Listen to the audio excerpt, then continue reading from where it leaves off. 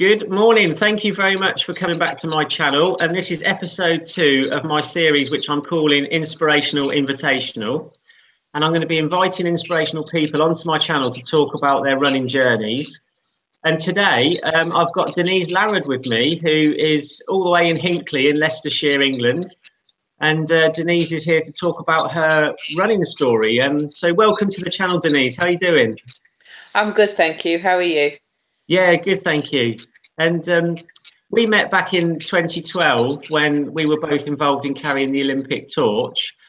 So I thought you could maybe start by talking about how you became selected to carry the Olympic torch and the story that led up to that.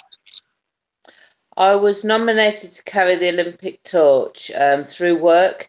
They had like a Coca-Cola box in reception, and people put in nominations. I got 5 different nominations from different people, and it's because I run marathons. I do a lot of running and things for charity. I climbed up Kilimanjaro with Martina Navratilova, raised loads of money for that. I actually won that on Facebook. That was something that a competition that I won, but I still raised £1,500. Fantastic. So you won a competition and you got to go up Kilimanjaro with Martina Navratilova, the tennis player. Yeah, and Gail Ems, the badminton player. Wow, that's fantastic. I don't know if some of my viewers might be a bit younger and they might not remember Martina Navratilova, but she was a massive tennis player. She used to play at Wimbledon and all of that, didn't she? So She still does. yeah, that's fantastic. She's a senior and still plays.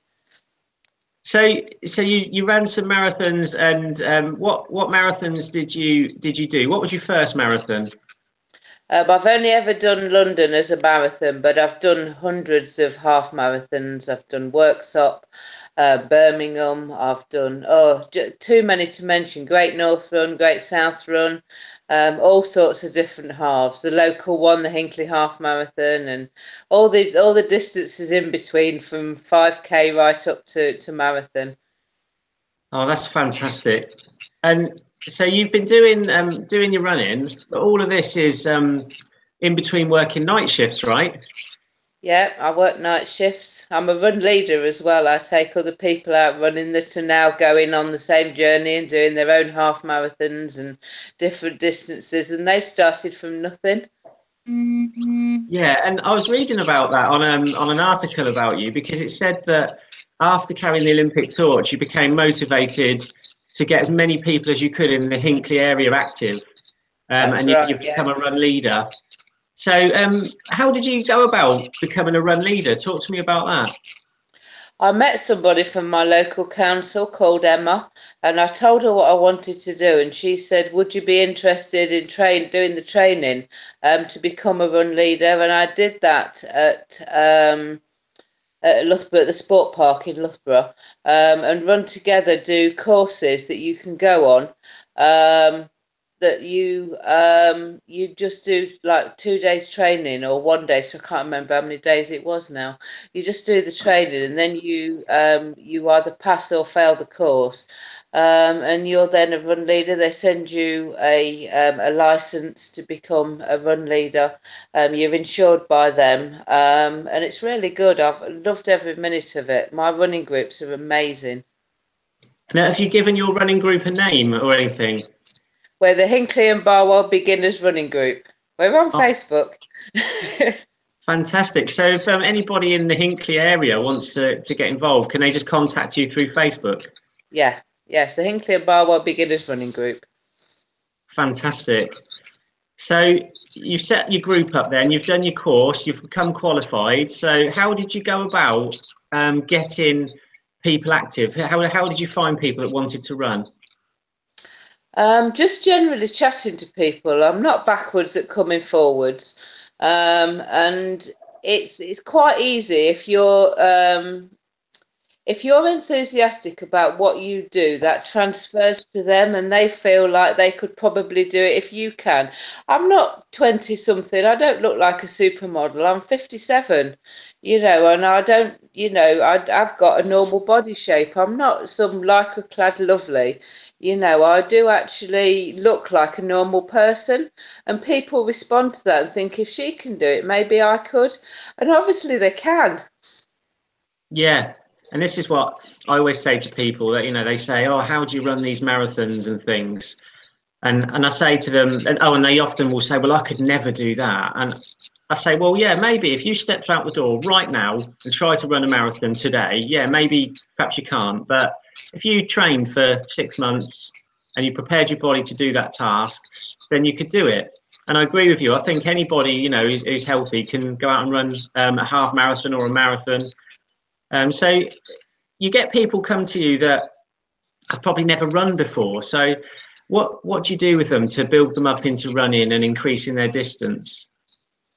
When they first start, I do run walking, but it's not regimented. It's not run a minute, walk a minute with me. It's run till you feel like you need to take a break, and then walk to get your breath back, and then start again.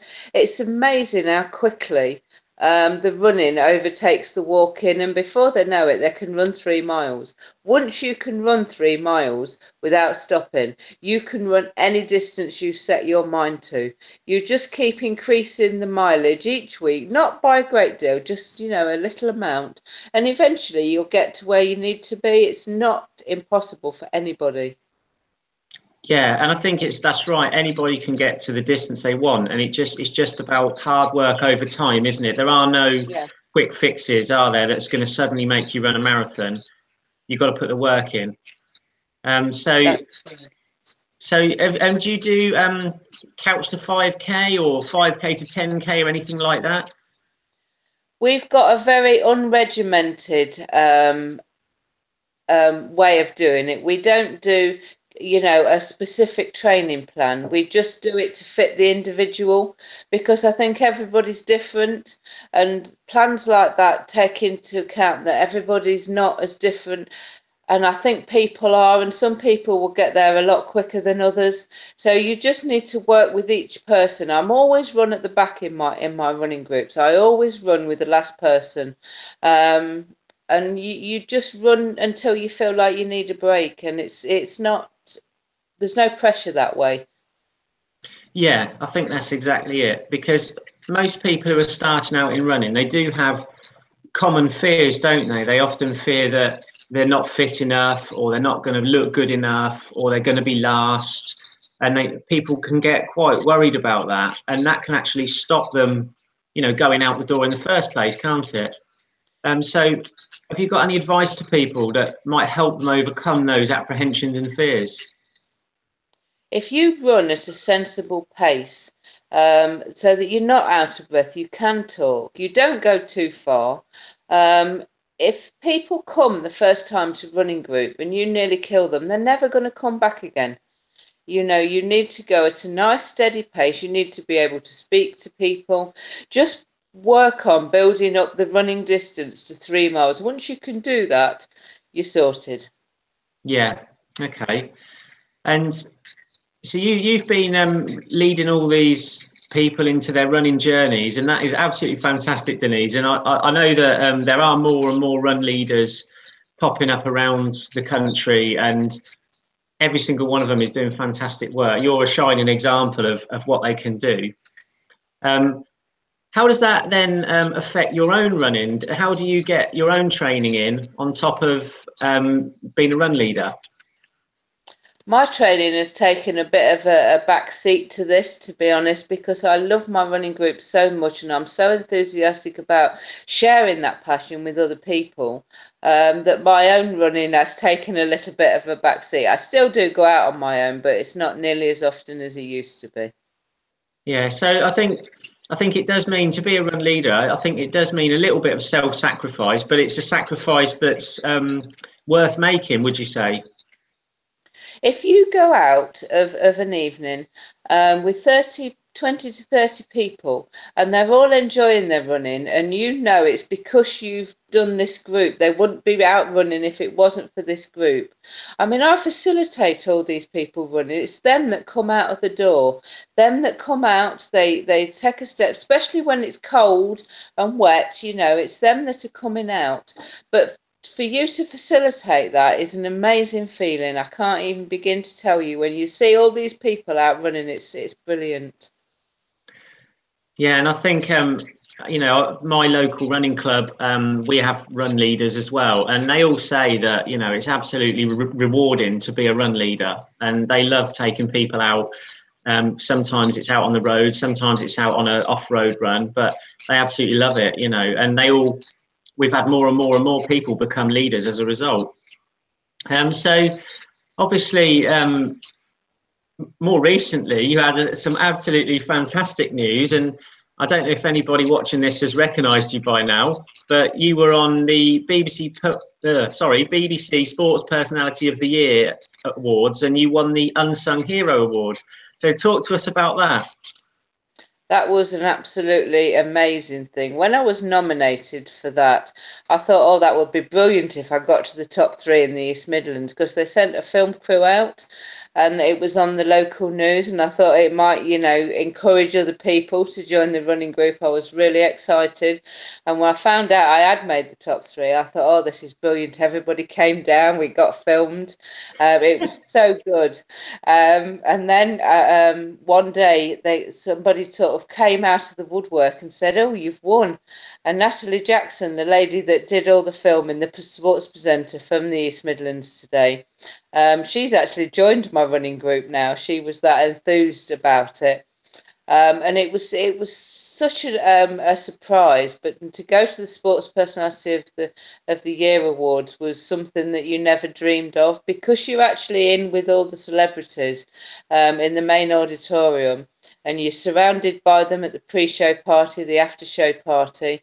You know, it's a really surreal experience, because you've seen all these people on TV, you know, things like that. And I'm just thinking, oh my God, there's Torval Lindeen, there's Michael Johnson, you know, all Paula Radcliffe, you know, it's amazing. But I didn't ever think that I'd got a chance of winning. Somebody from my area won it last year. And I thought, oh, it's going to be such a brilliant experience, but, you know, there's no way I'm going to win. So when they called my name out, I was in complete and utter shock. Oh, it was unbelievable, because I was sat at home with my wife. We were watching it, and I didn't know that you'd won, or you were even going to be there or anything. And when they called you up on stage, I was like, I know her. It was just such a surreal thing to see somebody you know on telly winning that award. Yeah. And of course, you went up on stage, didn't you? You were there with Claire Boulding and Laura Kenny and Tom Daly, weren't you? What were they all like?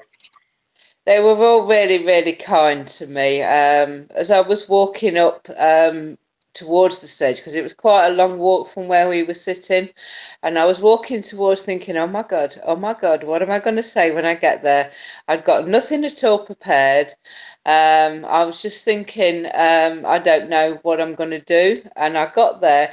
Tom Daly gave me a hug, and Laura Kenny gave me the trophy, and I went over to Claire, and she's saying, look at all these people giving you a standing ovation, Denise. They're all, you know, in support of what you do and everything. And you're sort of looking out, and there's, you know, Anthony Joshua head and shoulders above everybody else, just looking at you. And they give you a microphone, and you just think, oh God, you know. And I tried to stop myself from crying. I tried to be coherent, and I tried to say a message that would sort of make people feel that they needed to get a bit more active, and I hope that came across.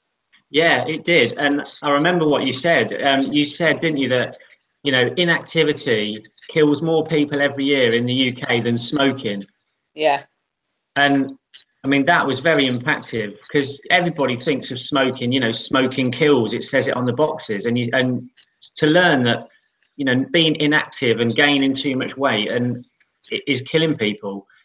And, you know, what running is clearly a fantastic way to lose some of that extra weight and become active, isn't it? Yes, it's brilliant. And the older you get, the more important it becomes to lead an active lifestyle, because if you don't, you end up not being able to do, much at all in your old age, and nobody wants that. No, exactly. And I'm just going to just take a quick moment to say to people that are viewing this live now, if you do have any questions for Denise, I've activated the comments. So you can leave a written comment. I've got my phone here and I'll pick up the comments and I'll ask Denise the questions. So please get involved with any questions. Yeah, so obviously, yeah, we all know that as people get older, I mean, I'm 35. And I already know that I can't run as hard as I did when I was in my 20s, and it takes me a little bit longer to recover from a big marathon effort or a half marathon effort and all those kinds of things. So what would you say to people like who are maybe starting out running in their more senior years and they haven't run previously? How would you give them advice to get going? Well, I was 39 when I started running. I mean, I used to run at school, but it was 39 really when I first thought to myself, I'm going to start up my running again. And I went out and I did a few, nearly killed me, to be honest, but you soon get used to it. And the more you do, the more you're able to do. So don't put off starting. It may be a little bit difficult in the beginning, but it's well worth the effort, I find anyway. Yeah, definitely. And I know of a runner. His name's Donato, and he has a YouTube channel as well. He's the running guru, and he started running in his 50s, and he's absolutely loving it. And he's achieving some amazing things with his running. So, and he very much advocates it's never too late to start. And he would pump that message out the same as you. So that's really good to know that it's consistent. You all right, darling? Sorry, my wife's just walked in the room. Oh, we've got the gas man here. He's about to fit some new smart meters, so I'll go and deal with that in a minute. Yeah, so when you were at the Sports Personality Year of the Award then, and you were sat there and they first called out your name and they said you were the winner, describe that. Like, what did that feel like? It was just surreal. I just didn't believe that I could possibly win it. I'd seen everybody else's videos, and there was loads of people that have been nominated that were doing some fantastic things, in their communities. And I was just so happy to have been chosen as one of the 15 top volunteers in the country, because that's what you are when you go to this thing. And I was so pleased to have been nominated, but I didn't think that I'd got a chance of winning. I don't think you look at what you do as anything special. I think you can see it in others, but I don't think you look at your own efforts in the same way. So when they actually called my name and said that I'd won, I looked at Chris and I just thought, there's no way this can be happening. And you sort of walk up. I was in tears. I really was. If I hadn't have had a tissue, I'd have been in real serious trouble. And I was expecting to cry anyway, because these people are so inspirational. I thought it's going to be a really emotional moment. And to find out it was me I just cannot describe how you feel inside. Your stomach's like doing churning motions, and you burst into tears, and you just feel so overwhelmed with it all. It was such an overwhelming thing. And afterwards you get whisked away for interviews and stuff like that. You don't even get a chance to really process this. And from getting up from my seat to going up to the stage and walking back to my seat, I had a quick look at my phone. I'd got 389 Facebook notifications in that small amount of time. It's like maybe 4 minutes. So it was, everybody in Hinckley was watching to see what happened. And there were some of them took it in turns. One watched the first half and the other one watched the second. So they could text each other when it was time for my bit. That's fantastic.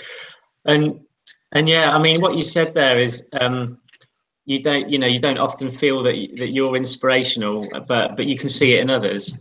And I'd agree with that completely, because obviously when we were all selected to do the Olympic torch, there was 8,000 inspirational people, wasn't it? Was the catch line. Yeah. And when we got on the Facebook group together and you started reading about what other people were doing, I was sat there thinking, wow, you know, these people are great. Look at all these things they do. And then I sort of, you were probably the same as me, being a runner.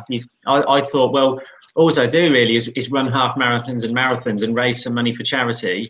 And there's thousands of people out there who do that. And, you know, why am I special? Why am I inspirational? But what I came to realise was, you know, we are a cross section of all the runners out there that are doing all these great inspirational things, and we were just there to represent our sport and our cross, you know, our running groups and everything. We were just there as a representation of everybody. I felt that's how I felt about it. But then, you know, obviously we all do things that are really good. We raise money for charity. We you know, keep people active, and we volunteer. And I really enjoy catching up with you now, because it's nice to see that here we are 6 years on, and you're still doing all the good things that you were doing back in 2012. And I imagine you'll carry on doing them, you know, forever, won't you?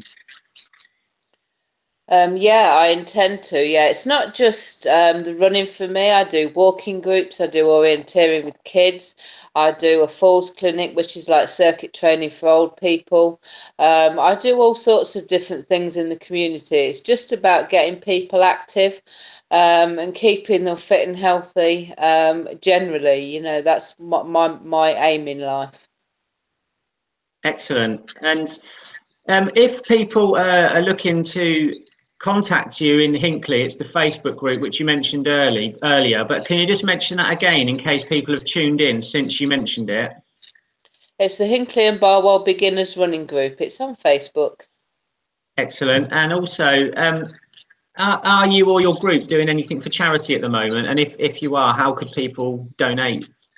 No, I don't think we are. All the money we collect from the group, it costs £2 per session for people to come. All that money goes to charity. It gets put in a pot, and we make regular monthly donations to certain charities. Anybody within the group that's doing anything, the group will sponsor. And what's left at the end of the year gets split between the Salvation Army, the British Legion, and Loros, which is our local hospice. Okay, and that's fantastic. They all sound like absolutely fantastic charities to support. So you've got obviously the running group set up. It's going well. And what are your plans for 2018 with the running group? Are you looking to grow it? Are you looking to get more people? Yeah, the more people we can get out running, the happier I am. You know, I like to see large groups going out. It makes my heart feel really pleased when I see that. Yeah, so growing the group is something that I'm really interested in. Yeah. Excellent. Well, you know, I'd just like to say thank you very much for coming onto the channel, Denise, to talk about your story and talk about being a run leader, because I think a lot of people who go to running groups, you know, they will have a run leader and they will identify with what you're saying. But I know that we had some massive issues, didn't we, getting this Google thing to work?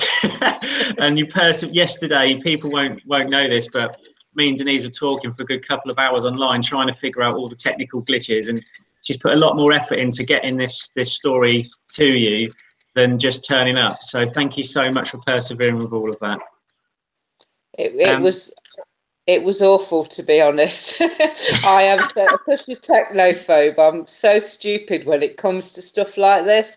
And I appreciate all your help. And it didn't help that my brain was so tired.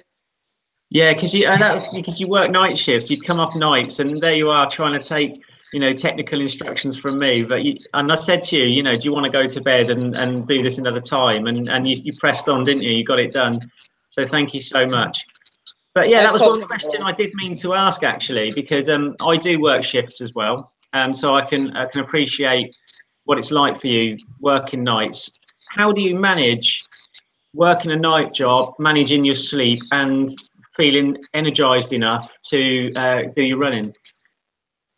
I'm so enthusiastic about it that I think, to be honest, even when I'm tired, I still really enjoy it. And like yesterday, I'd worked a night shift. I did a running group at 9:15. I'll do a walking group at 10:30. I then spent a couple of hours talking to you. I had another running group last night at 6:30. But by the time you get home and go to bed, you're just so tired, you just completely zonk. You know, you're just dead to the world. Yeah, I think that's it. You know, it's just passion and enthusiasm on those days where you think, oh my God, I'm so tired. I really don't want to go out. But, you know, I think the enthusiasm for it just drags you out the door, doesn't it? It certainly does. Yeah, I love it. Yeah. Okay, well, thank you so much for coming on the channel. And if people are looking to contact you personally, do you have any social media channels that you use that people could contact you on? I'm only on Facebook. It's just Denise Larrad. If you've got anything that you need to know, just message me. Thank you for that. And I'm sure there might be some questions. I've just checked on the live chat, and Liam L121 has said hello, but he hasn't actually asked a question, and we haven't got any questions, unfortunately, on this interview. So sorry about that. No problem. But yeah, so thank you very much, and I think we'll wrap it up there. And just say to everybody, as usual, who watches this channel, if you've liked this video, please do click the thumbs up button, and please subscribe for more running related content. And I've got another interview lined up next week with a man who has broken some Guinness World Records in running, so I won't spoil it, but you've got that to look forward to. And thanks very much for watching, and I'll see you on the next one.